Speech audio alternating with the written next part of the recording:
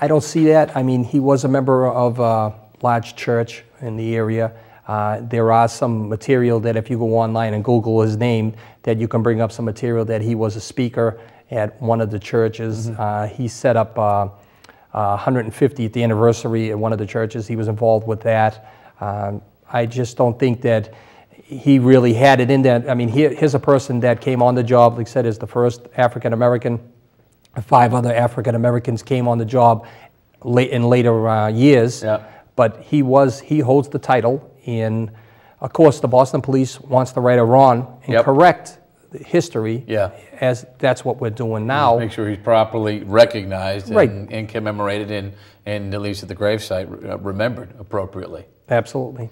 I'm just trying to think in terms, so I mean, he may not have been aware of his status at the time.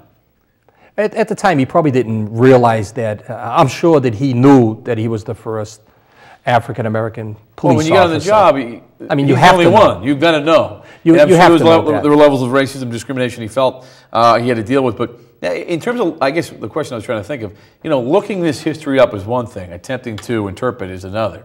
How tough was it to track down the information that you did, as well as Margaret Sullivan, to track this information down? Well, Margaret Sullivan was able to do a lot of research, and she was able to attain. Originally, we had an individual down at Harvey, we thought was the first black police officer, or the African-American police officer, but it ended up turning out that when Margaret was able to research and go through the archives and do some research at the public library, she was able to pull up his name, Horatio's name. Yep. I mean, in a book that we have, and I call it the Bible for the Boston Police, is Edward Savage's book, which I have a copy here. In that book, it makes reference to an African-American police officer, but doesn't state the name. So Margaret was able to pull that information, pass that information on, and then we just ran with the ball. Okay. And again, Davey, feel free to show some of the pictures of Horatio Homer, the first African-American officer in the history of the Boston Police Department. June 26th, special day. What's going to go on June 26th when you? June 26th, what we're going to do is we're going to unveil a memorial that was paid for by all our unions that I mentioned earlier. We're going to have officers that come to the location. They're going to march in a ceremony.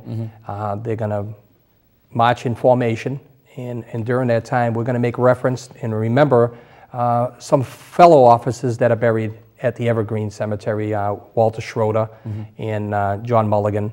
And there's even a Newton sergeant that's out there, Sergeant Carter, that are buried out in Evergreen Cemetery. And what we'll do is we're going to place wreaths at each of their locations, and the officer will march by, and then they'll go to stage area 1, which will be up by the Civil War Memorial, and we'll have speeches, and we'll do our dedications, and the mayor will be there, the commissioner will be there, the chief, and then we'll run through basically a formality of how, almost like we're reburying Sergeant Homer again. I mean, we're going to have he's going to get the full compliments. Not that he didn't get it, he did get that from the first, when he was buried the first time. But Deputy Superintendent Kelly, Deputy Superintendent McCormick actually brought up a good point that without the headstone, we're going to rebury him again. We're going to do it all over again. Okay. Descendants, we got a couple minutes to go, so I just want to get 2 questions in. So you've contacted Horatio Homer's descendants to invite them to the ceremony, I take it? Well, Margaret Sullivan located both of his granddaughters, Lillian and Maria Homer. Okay. And she was able to track them both down. And she sent out the information. And a few months back, we had a meeting at the Omni Parker House with the commissioner and the chief and the 2 descendants. And we advised them of our plans and for permission to put a memorial stone up there, because you need someone to sign off on it, because it is owned by the Homer family. Right. And they were ecstatic about it, on board right away, and we went from there. What an honor. All right, before we go, there's one thing you want to show. It's almost like show and tell. This is circa 18 what? That would go back to the early 1800s. Okay, and essentially, this is the precursor to the whistle, right? Or a police radio. And can I play with it here? You can. It makes a wow. It makes a noise, as you can hear. But this is what officers used in the 18. Early 30s? 1800s, but they could have used them into 1631 is when we actually had a watch and ward out in the street. And again, like you said, like a radio call for help, but this was the call. This is what officers used when they were in trouble. Officer in trouble. Correct. So if I'm in the midst of a situation, I need some help. This is what I would use to summon my fellow officers. Right. It's called a rattler, police rattler, and actually the first Boston police officer that was killed in the line of duty carried that. Okay. And every officer had one of these back in the day. They did. Yeah. Because they didn't have a weapon. Yep. And that was kind of essential, a weapon per se, but it was also to call for help if there was a fire, to notify everybody. And Horatio Homer certainly carried one of these as well. That might have been a little bit before his time. Okay. But interesting nonetheless. All right.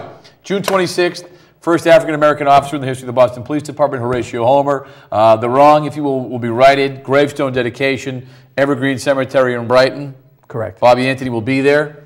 Department chronologist, buddy, you know what? It's always fun when you come on because it is awfully, awfully educational. Well, I could say that, my granddaughter has taken a likeness to this Jacqueline Brangiforti, and she put on a display at the Excel Academy in East Boston. And, I'm proud to say that she gave a presentation on Sergeant Homer because she was doing the racial arise down in Montgomery. There you go. So it was interesting. In the history of the department. Bobby Anthony. We'll be on again sometime soon. Thank you for watching tonight's show. Until the next time, have a great week. Be safe, everybody. And thanks for watching Call the Cops. Good night.